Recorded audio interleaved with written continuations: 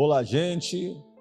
Hoje estamos aqui com a nossa irmã Marcele, vice-líder dos jovens, para podermos conversar um pouquinho justamente sobre jovens. Olá, Marcele, tudo bem contigo? Olá, pastor, tudo bem? Boa noite, pessoal de casa. Eu me chamo Marcele, como o pastor falou, eu sou a vice-líder de jovens aqui da Igreja do Evangelho Quadrangular do Jardim Brasília. Trabalho também com o TPM, que é o Tempo para as Meninas, dentro da rede dos convictos.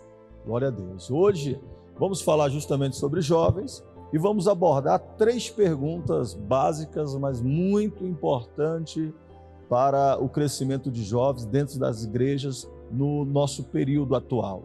A primeira é: o que, Marcele, você acha que as igrejas devem fazer para atrair os jovens? A segunda pergunta: o que leva um jovem ao suicídio? E a terceira pergunta: como fazer para ligar a geração anterior com a geração atual? Marcele, vamos começar com a nossa primeira pergunta.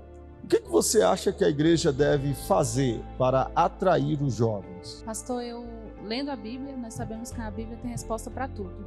Então eu acredito na estratégia da igreja primitiva. Lá em Atos 2, 46, 47 diz que aquele povo, ele perseverava em oração, eles louvavam e davam graças a Deus. E à medida que eles faziam isso, o próprio Espírito Santo acrescentava as pessoas. Sim. À igreja primitiva. Então o segredo para a nossa geração, para atrair jovens para a nossa geração, é o Espírito Santo. E hoje a gente vê o contrário, né? As pessoas estão fazendo tantos atrativos, né, que a gente vê as igrejas cheias de jovens, mas pouco do Espírito Santo na vida delas. É verdade. E eu acredito também que a melhor forma de evangelismo é o testemunho. Né? O Espírito Santo, ele é irresistível. Então, quando eu dou testemunho, quando eu vivo uma vida com Deus, a minha vida fala por si só. Assim. Fala, e aí as pessoas vão querer saber onde está nessa alegria que está em mim, de onde que vem. Sim. E aí é o momento que o jovem vem e atrai outro jovem para a igreja, porque ovelha gera ovelha, né? A gente acredita nisso. É interessante que as gerações anteriores, elas falam muito sobre isso, que hoje as pessoas estão vivendo um oba-oba, né? A gente vê isso em todos os locais. Hoje os jovens procurando se divertir, procurando alegria, mas não procurando ter base. Assim, uma boa parte dos jovens não procura ter uma base de conhecimento bíblico. A gente vê isso às vezes na escola de discípulo, né, nas escolas bíblicas que tem nas igrejas. São poucos os jovens, ou uma pequena parte dos jovens participam das escolas. Verdade, os jovens, eles estão acostumados com o celular, que a gente recebe muito, um grande volume, né, de informações, e eles ficam por ali, eles não procuram se aprofundar. A minha geração, que não é tão antiga quanto as demais, é uma geração que buscava mais, geração que tinha o hábito de ir à escola bíblica, tinha o hábito de estudar, tinha o hábito de pesquisar, tinha curiosidade de saber que, não, o pastor está pregando, mas eu quero mais, eu quero entender mais. O pastor leu um versículo, mas eu quero saber o contexto do capítulo todo. Os nossos jovens, infelizmente, a nossa geração, ela tende a ter preguiça mesmo, a preguiça da leitura, porque tudo vem muito fácil. Então eles ficam ali recebendo informações de vídeos de YouTube, de grupos, de WhatsApp, e param por ali, não procuram se aprofundar no relacionamento com Deus. E quando olhamos para os jovens e vemos que os jovens, eles procuram conhecimento, procuram aprender a palavra de Deus, a gente vê uma diferença neles, né? A gente olha para aquele que busca o conhecimento e aquele que não busca, a gente vê uma diferença nítida entre um e outro. É verdade. Como eu disse, o Espírito Santo, né, vai trabalhando. Então, à medida que eu leio a Bíblia, eu conheço Deus. E quando eu conheço Deus, eu procuro me relacionar com Ele. Sim. E aí, quando você se relaciona, não tem como, né? O Espírito Santo vai habitar em você e você vai ser diferente. E aí você vai ser luz. É verdade. Marcele, responde para nós, com o seu pensamento de jovem, um pensamento também como líder, por que hoje a gente vê um aumento gigantesco de suicídios nos jovens? Jovens que têm tudo, que têm uma facilidade de alcançar as coisas, mas muitos estão procurando a morte, se suicidar, se matar. Por que você acha que isso está acontecendo? Ou é algo que já acontecia e que não era tão noticiado como acontece hoje? Eu tenho as duas opiniões. Eu acredito sim que o suicídio, infelizmente, é algo que vem, né, de outros tempos, mas agora ele tem mais ênfase. Porque por conta da tecnologia e por conta das informações. Mas eu acho que o que leva aos jovens a se suicidar é justamente o fato dele não estar preparado para viver outros momentos. Quando o jovem ele sofre impacto na vida dele, porque o que acontece? A gente gera, né, natural, o jovem está começando ali a vida, cria-se várias expectativas. Aí, à medida que você vai vivendo, alguma coisa se frustra. A gente vê jovem tentando se matar porque perdeu o namorado, colocou a expectativa toda no seu namorado, e aí quando aquilo ali não acontece da forma que ele planejou, a melhor alternativa para ele, a melhor saída é tirar a vida. Mas na verdade ele não quer tirar a vida, né? Ele não se tira, não tenta-se o suicídio porque desistiu de viver. Mas na verdade ele está buscando uma nova alternativa de vida. Sim. Está buscando uma saída. E aí muitos por não conhecerem a Deus e muitos por não terem relacionamento com Deus, porque infelizmente nós temos jovens dentro da igreja, mas que não conhecem Deus. Então o suicídio também é uma realidade dentro da juventude cristã.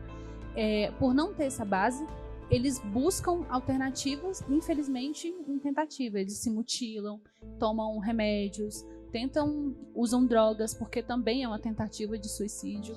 Por mais que não seja ali imediata, mas acontece, mata-se, né, gradativamente.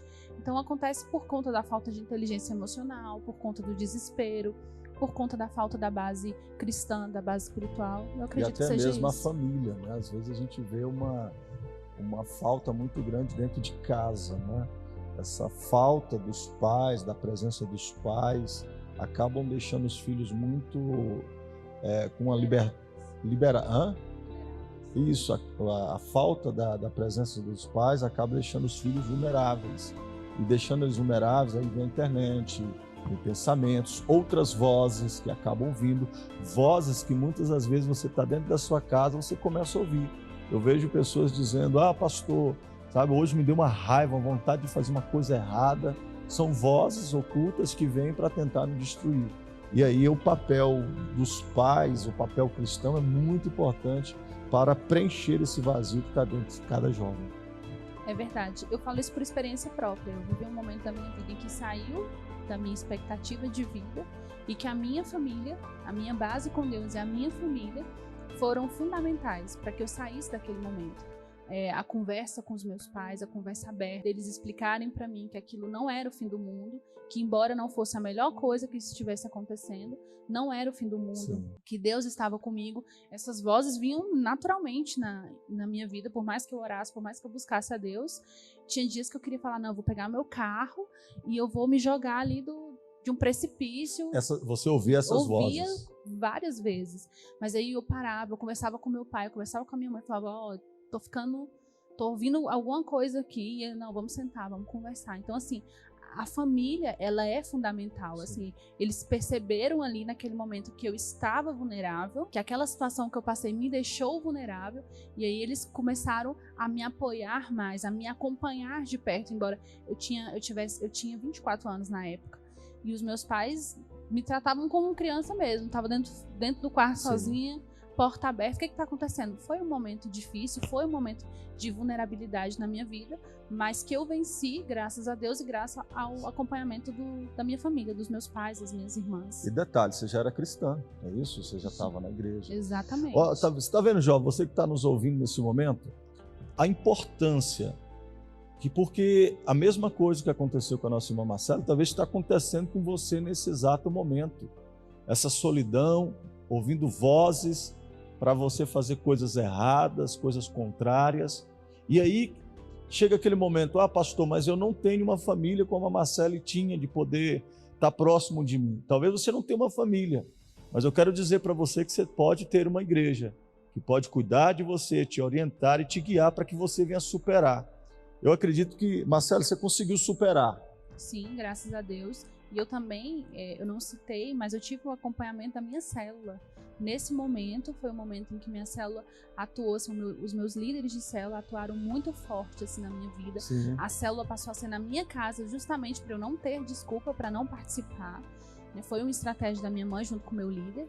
E eles me ajudavam em oração, me ajudavam buscando, me chamando para orar, me chamando para jejuar, conversando comigo. Então, assim, por mais que a gente, às vezes, não tenha um apoio familiar, nós temos líderes na nossa igreja, nós temos uma equipe, a rede, né, de liderança, ela está preparada para atender jovens que precisam de apoio, que precisam de consolo, que precisam de uma oração, de uma palavra amiga. Quantas vezes a gente escuta jovens desabafando porque em casa eles não têm esse espaço? Mas nós estamos aqui, graças a Deus, nós fomos chamados para isso, nós estamos disponíveis. Sim. Nem que seja pelo WhatsApp, se a pessoa não quiser sair, porque às vezes ela se isola, mas nós estamos disponíveis. As redes sociais são benéficas para isso, né, nesse momento. Exatamente. Marcele, eu ouço muito uma frase da geração antiga.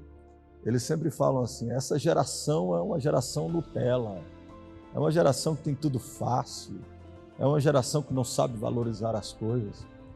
E trazendo isso para dentro da igreja, eu vejo um grande abismo. Nas igrejas, no geral, um abismo onde existe a geração antiga e a geração nova. E eu vejo um abismo que distancia as duas gerações. Marcelo, no seu pensamento como líder e como jovem também, como você acha que podemos montar uma ponte que ligue a geração passada com a geração atual de jovens e adolescentes que nós temos dentro das igrejas? Bom, defendendo a minha geração Nutella, de fato, nós somos propensos a não agradecer, propensos a não viver a vida. A gente não tem a mesma casca dura que o meu pai tem, que as outras pessoas têm. Mas a gente está vivendo um tempo descobrindo que Deus é Pai. Eu estava conversando essa semana com jovens e que falaram assim, olha, a gente sofria abusos espirituais, porque falava assim, olha, se você não fizer isso, Deus vai te castigar. Mostrava Deus como, né, assim, ele é o juiz, mas como o vilão da história. E, na verdade, a nossa geração está conhecendo Deus na sua essência, o Deus Pai, aquele Deus que cuida, o Deus que te sustenta. Sim. E como que eu posso fazer para unir, né, essa geração? É justamente mesclando o nosso trabalho. Não dá para eu atender 100% da nova geração ou atender 100% da geração antiga. Eu tenho que colocar ali o louvor, a palavra, a formação do culto, ela tem que ser 50-50, 60-40, mas ela tem que abranger todos os públicos, né? O louvor ele tem que ser dinâmico, a palavra tem que ser dinâmica, tem que ser tradicional também, para que as pessoas mais antigas não se sintam deslocadas. Perdidos, né? Exatamente. Porque a gente vê os extremos. Eu acredito que você que está nos assistindo, você já deve ter visto os extremos. Tem igrejas que são totalmente jovens, ou seja, a maioria é jovens, o culto é voltado para os jovens. Tem outras igrejas que são totalmente assim, tradicionais, no sentido da forma de pregar, de cantar, voltada mais para a geração anterior, para a geração antiga. E dentro da igreja quase você não tem pessoas novas, ou seja, jovens. E eu vejo isso como extremo.